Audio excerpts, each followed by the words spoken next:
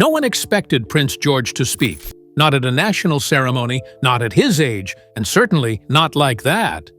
But when he stepped forward and began to speak, his words were so powerful, so heartfelt, they left the entire audience in stunned silence. And soon, Britain in tears. The ceremony that shocked everyone. No one expected Prince George to speak. It was a solemn day, Remembrance Day, held on the steps of the Cenotaph in Whitehall, a place steeped in tradition, silence, and reverence. The event marked the 85th anniversary of D-Day, with veterans in uniform, heads of state in attendance, and every camera lens pointed toward the polished uniforms of the senior royals. King Charles, still recovering from illness, stood beside Queen Camilla, flanked by Prince William and Princess Kate, who had made a quiet return to public life after months of absence. But standing between them was George, the future king, in a dark coat and red poppy pinned to his chest, silent and still. Just a 10-year-old boy, watching, learning, expected only to observe, until he didn't. As the bugler's final note faded into the cold London air, and the official order moved to the wreath-laying, something happened that no one inside the royal protocol team had prepared for. Prince George stepped forward. There was no announcement, no cue from the MC, just movement. Quiet, steady, deliberate. He broke formation, walked 3 steps toward the microphone placed for the clergy's benediction, and paused. The audience didn't know what to make of it. Even the press pit, trained for every royal angle, hesitated. One camera zoomed in. Others followed. Soldiers in formation turned their heads. Kate's hand reportedly twitched toward Charles, as if to ask, was this planned? It wasn't. A murmur swept through the crowd. Gasps. Then, complete silence. The palace aides froze. Security paused, uncertain. But George didn't flinch. He took his place behind the mic, looked out at the crowd, and for a moment, he didn't say anything at all. Then, he opened his mouth, and when he spoke, the world stopped breathing. Because in a ceremony built on silence, the youngest voice that broke through. The first words that broke the silence.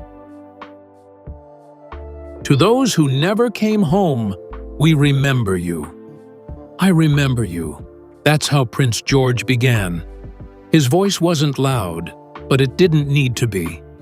In that moment, it wasn't just the content of the words, it was who was saying them. A boy, not a monarch, not a general. A boy. The tone was clear but soft, filled with something no one expected. Emotional weight. His voice had the slight crack of nerves, but it was steady enough to cut through the air like a blade. He didn't smile. He didn't rush. He delivered those first words with a seriousness well beyond his years. The crowd didn't clap. They couldn't. Most stood frozen, caught between awe and disbelief. Several veterans could be seen lowering their heads, eyes already misted. Even the commentators, those narrating the broadcast for millions across the world, fell silent, unsure of whether to speak over the moment or let it breathe. A close-up shot captured Kate's face, her hand at her chest, her eyes wet. Charles looked stunned. William nodded ever so slightly, his jaw tight. But all attention was on George. No podium, no teleprompter, just him. And that microphone. He continued, "My great-grandmother called them heroes. My father says they gave us peace. I think they gave us everything."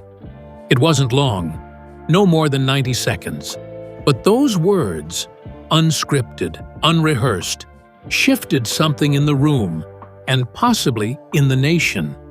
Because in that instant, George wasn't just a child of royalty.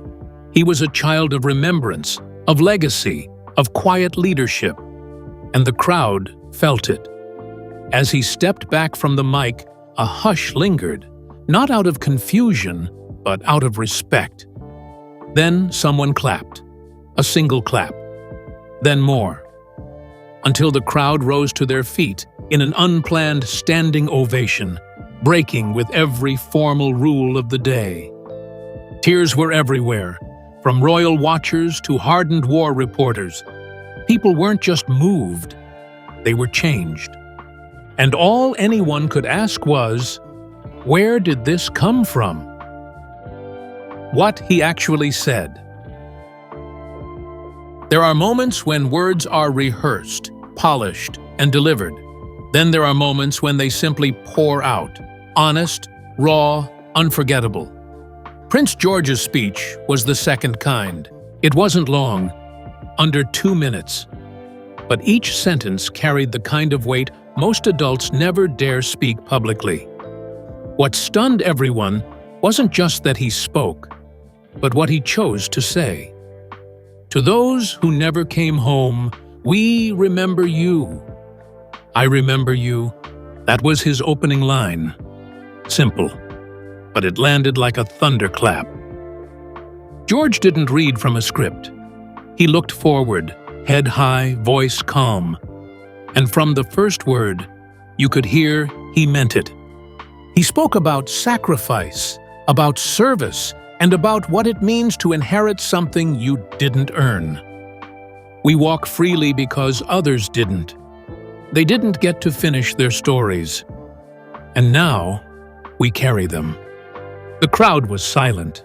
No shuffling, no coughs, not even the usual clicking of camera shutters. It was as if everyone had stopped time. He then spoke about his family, Queen Elizabeth, his Gan, and Princess Diana, though he didn't name her. My family tells me stories of bravery, of duty, of people who loved their country more than their comfort.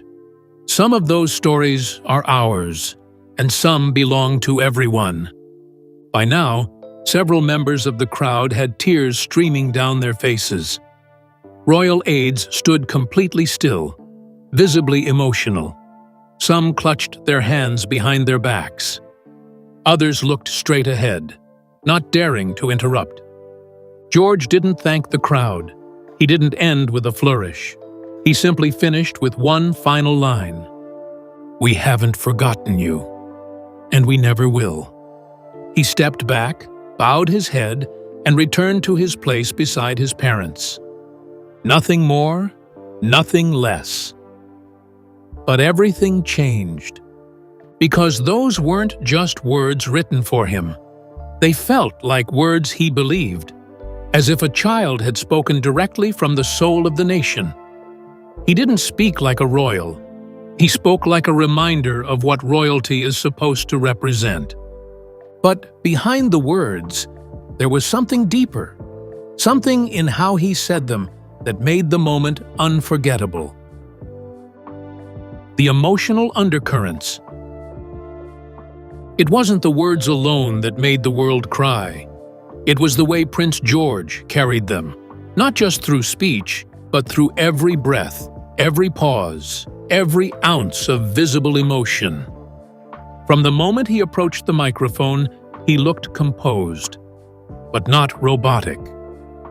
His hands were clasped briefly in front of him, then gently opened as he spoke. A natural gesture, not taught or coached. His shoulders didn't slump. His voice didn't shake. But his eyes told another story. Those who watched the broadcast frame by frame saw it clearly. He blinked several times in quick succession, a common sign of holding back tears. His breathing deepened midway through the speech. Not a stumble, but a moment of weight. He swallowed hard before the final sentence. And yet, he never looked away from the crowd. One palace aide later described it as composure under real pressure, while another said You could see he wasn't just repeating lines. He was feeling them.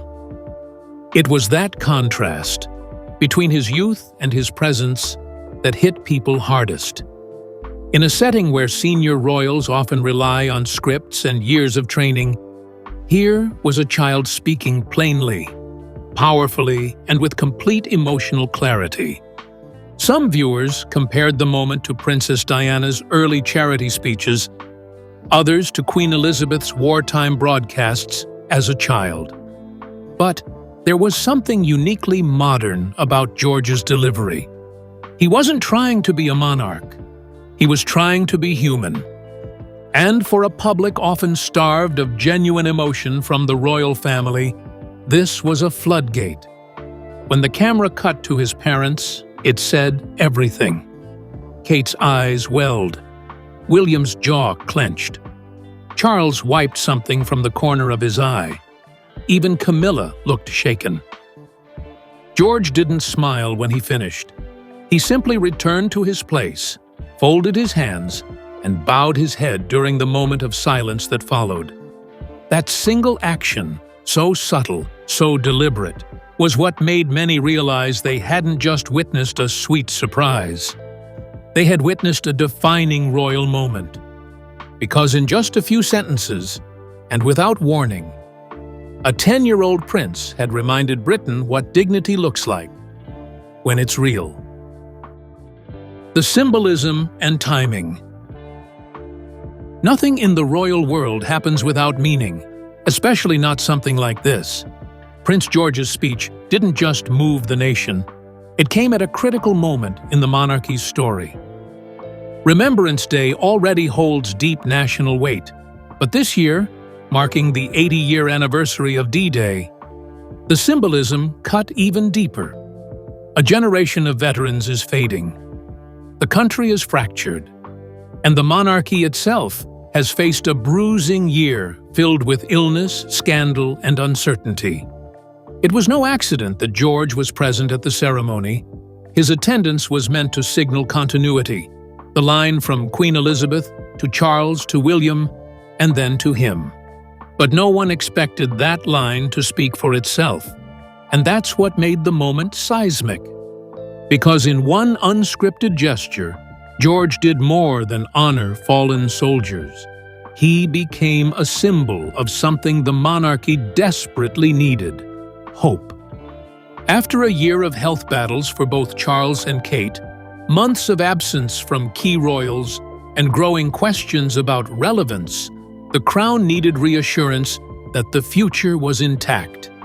George's words, innocent, solemn, and piercing, did what no press release ever could. They humanized the monarchy at a time when public trust was slipping. The timing was precise, even if the act wasn't planned. Britain is in a reflective mood. With rising Republican sentiment and national divisions widening, a child's voice speaking about sacrifice and unity did more to stitch the nation together than 100 formal addresses. And unlike past royal appearances, this wasn't staged to perfection. There was a rawness to it. A sense that George stepped forward, not because someone told him to, but because something in him knew he had to.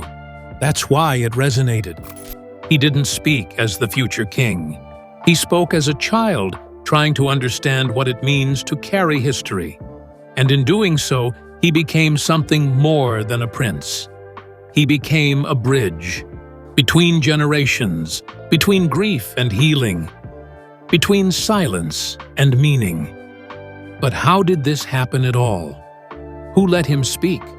And what was the royal family's real reaction behind the scenes? Behind the scenes, preparation and permission. In the hours after the speech, one question kept echoing across newsrooms, social media, and inside the palace itself. How did Prince George get permission to speak? The answer? He didn't.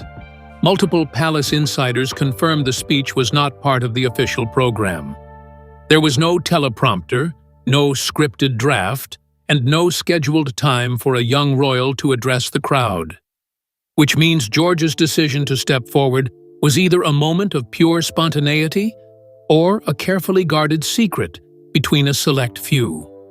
Some believe Princess Kate knew that George had rehearsed his thoughts quietly in the days leading up to the event, that Kate, battling her own recovery, saw something in her son that made her trust him. Others say Prince William was caught off guard, visibly stiff when George moved forward, but ultimately proud when the moment unfolded. There are whispers that a royal aide might have known, someone close to the Cambridges, a speech coach, a private tutor, someone who may have worked with George to shape his words, not for performance, but for meaning. The kind of quiet grooming that happens when the family knows a moment may come, and the child wants to be ready. But what's even more intriguing is what didn't happen. No one stopped him. Security didn't intercept. Aides didn't panic. There were no whispered corrections, no scramble to cut the mic, which suggests someone high enough gave quiet approval to let George speak if he chose to.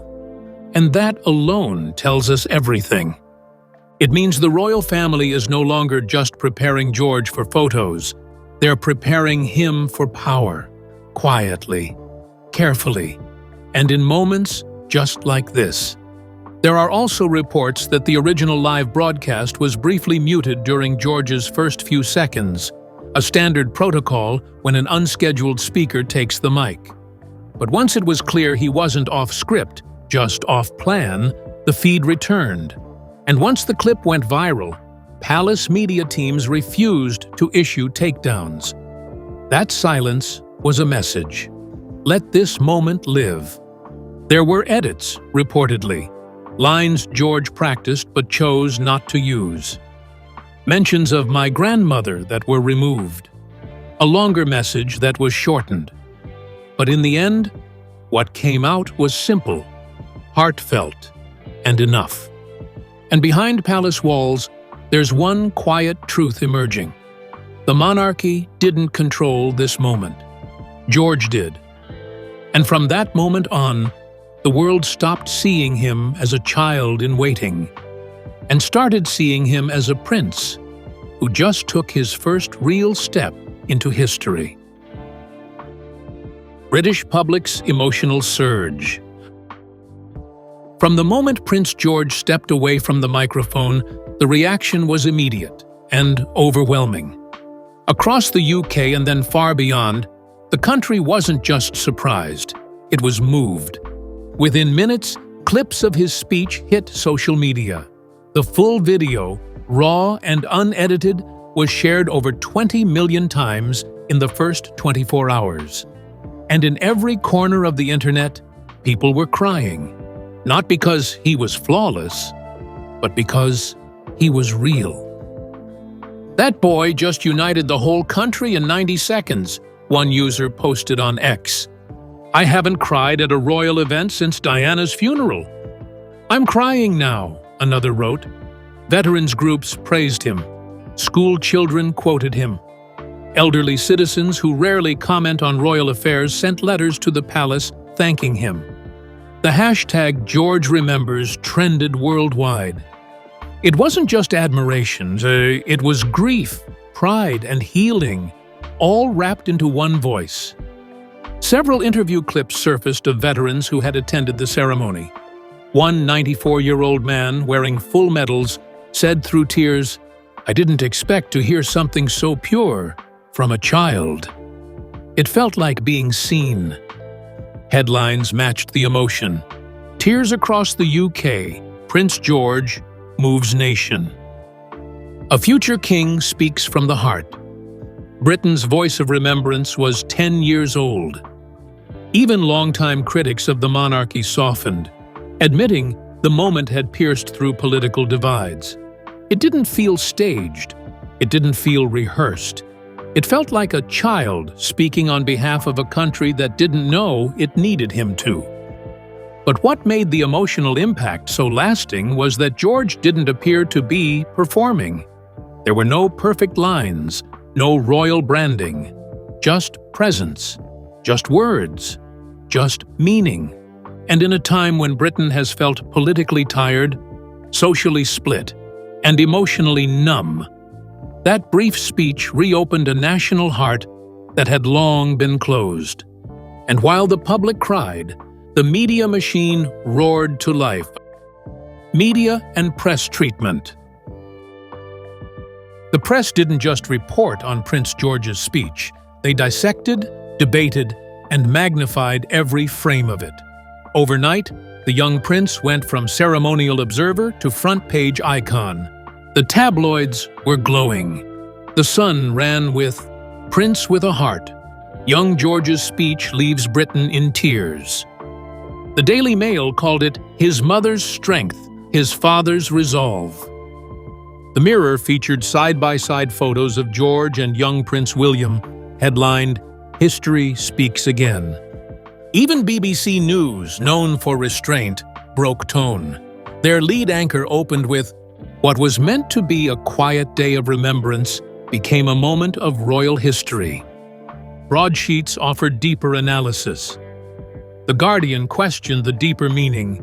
Was this the monarchy's soft rebrand in action, or a genuine act of courage by a child who felt something stir inside him? Commentators split fast. Some praised George as a natural speaker. Others warned it was too much, too soon.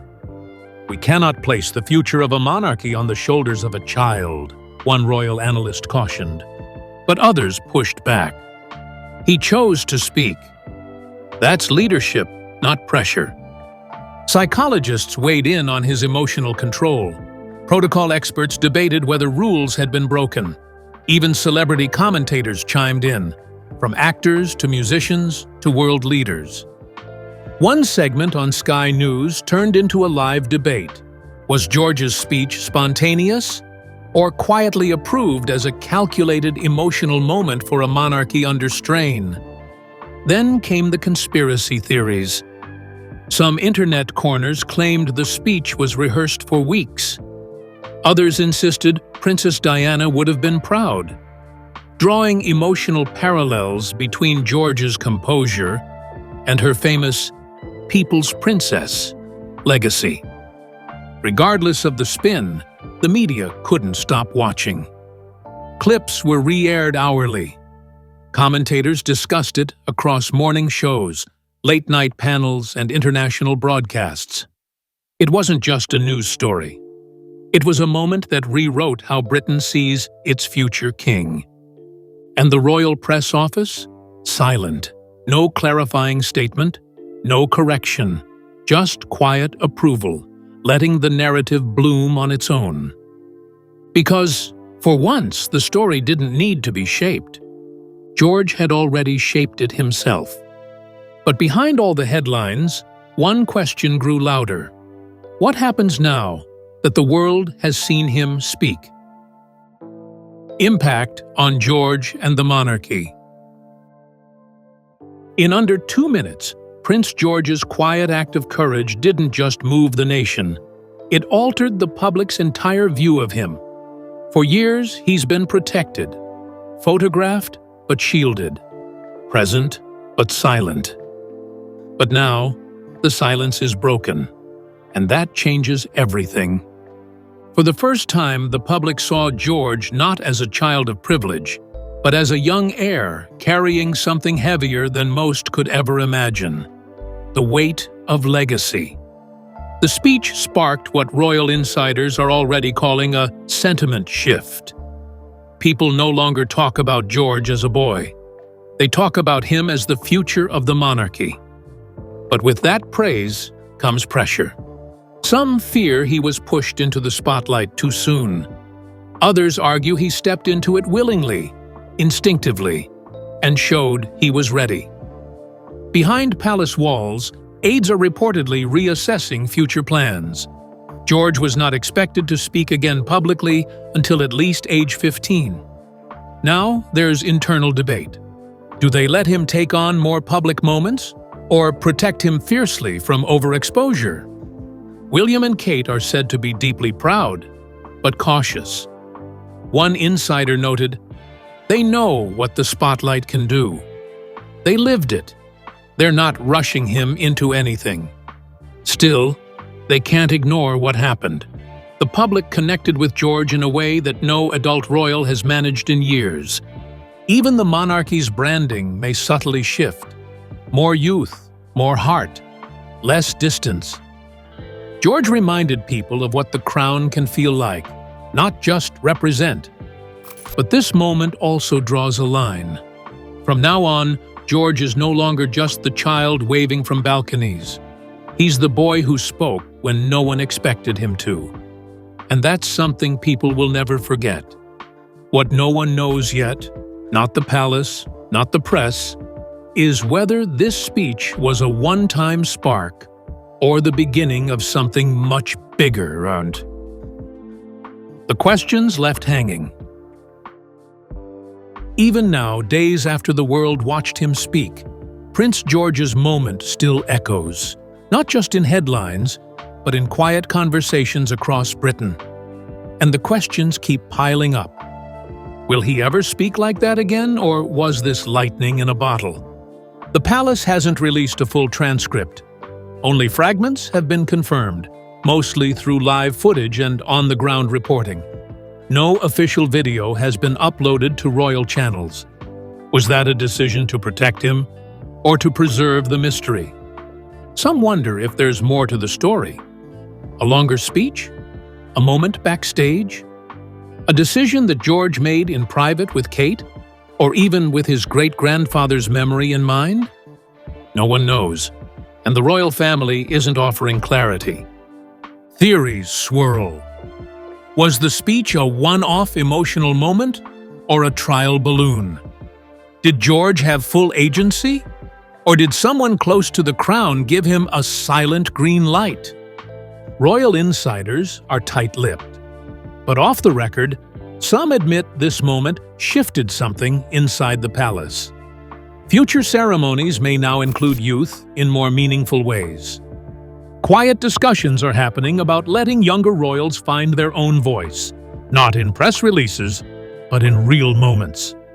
Still, not everyone is cheering. Critics argue the palace may face backlash if George is overused or put in emotional situations too often. The public loves honesty, but it can turn quickly if it senses manipulation. For now, the royal household is watching, waiting, wondering if George's courage sparked a new chapter or created expectations too large for a child to carry. What we know is this: he spoke once, unprompted, unscripted, unforgettable. And now the world waits to see when he'll speak again. Prince George's speech wasn't just a surprise, it was a defining moment. In less than 2 minutes, he moved a nation, silenced critics, and showed the world a glimpse of the leader he may become. Now, the country waits, not for another speech, but for what this young prince does next.